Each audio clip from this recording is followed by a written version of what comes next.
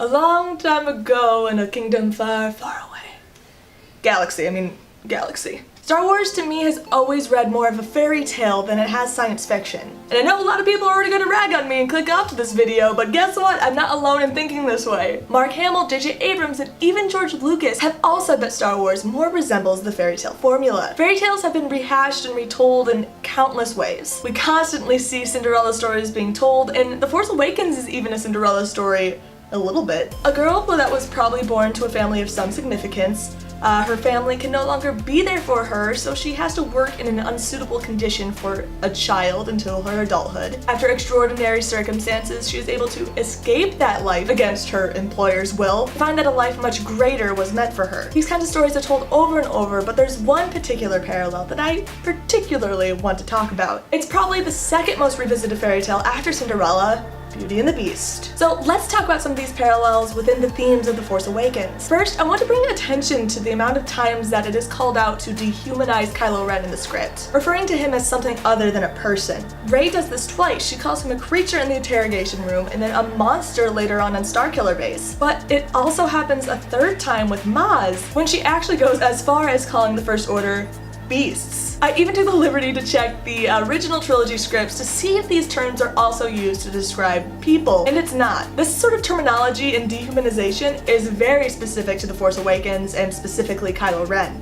3PO is the only character to ever use the term beast, and it's 3PO, and he uses it to describe the Jawas. But in TFA, we see a much stronger effort to really clarify that Kylo Ren in this state is not quite human. This is actually something that Rey is baffled by when he first takes off his mask in the interrogation room, realizing that he's just an ordinary person. She expects to see someone who is quite obviously villainous and scarred, which she takes into her hands later, further pushing one of my favorite themes in Star Wars, that we create the villains we think we see, but we also can create the heroes. By the Jedi not having faith in Anakin, thinking that he couldn't be trusted, that mistrust is what turned Anakin against the Jedi. They caused their own downfall by expecting it. But the faith that Luke had in Vader ended up redeeming him. Luke saw this potential for the light, and so therefore Vader saw this potential himself. But where we stand, Rey sees Kylo as this monster, and so therefore she is the one that turns him into the monster that she expected to see. Next we have the Prince in Disguise parallel. This one's a little more obvious, but we've gotten even more concrete canon from this recently,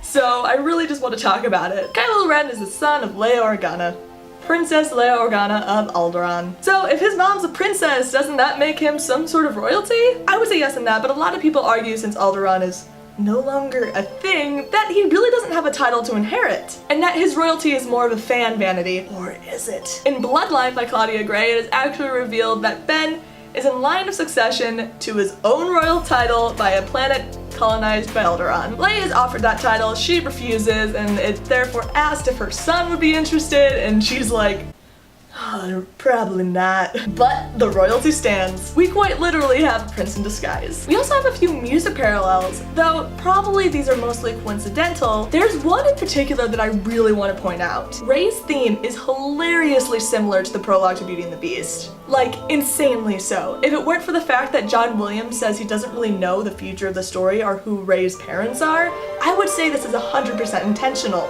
But it is possible that the Beauty and the Beast parallel is intentional, it's just not necessarily romantic, which it doesn't need to be. This sort of story can happen with any type of love. The most heartbreaking love confession in all of Star Wars for me is Obi-Wan's confession to Anakin. There are great love stories in Star Wars that aren't romantic. Do I want to see The Force Awakens take that route? I think I'm fairly clear about my bias, but speaking in terms of themes, we do not need it to in order to make this parallel. But let's also talk about some of the visual parallels. There's a couple of them, one being the wilted rose that Rey keeps in her AT-AT house. Now, most of these visuals are probably more coincidental, but I like bringing them up because it's fun. But this rose could have been a visual callback to the infamous rose in Beauty and the Beast. We also notice the similarities between Kylo and the Beast in terms of how they destroy things. Both are very reckless and easy to anger. The sort of reckless aggravation is more specific to Kylo than it has been past villains. Kylo's saber swipes are very reflective to claw marks. And we can't forget about the infamous "You're my guest" line. He even says it with a similar inflection. Now, what could this mean for the future of the story? As I've mentioned, this doesn't necessarily have to have a romantic context. Rey and Kylo do need to have a conflict specific to them, so Kylo is truly a next generation character. Kylo needs to be relevant to characters outside the original trilogy. And given what we know about his character and his personal conflict, I assume we can see a certain pattern for the rest of the story. And come on, people, both of their human names are Adam. What is this? These conspiracies. Anyway guys, this is just some speculation and some fun things to talk about. Check out some of my other theory videos. Thanks for watching, and as always, may the Force be with you.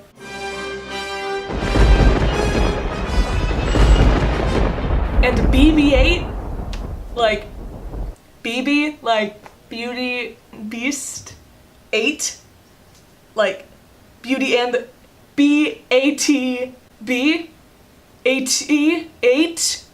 Am I reaching? Was that reaching? Yes? Okay, good.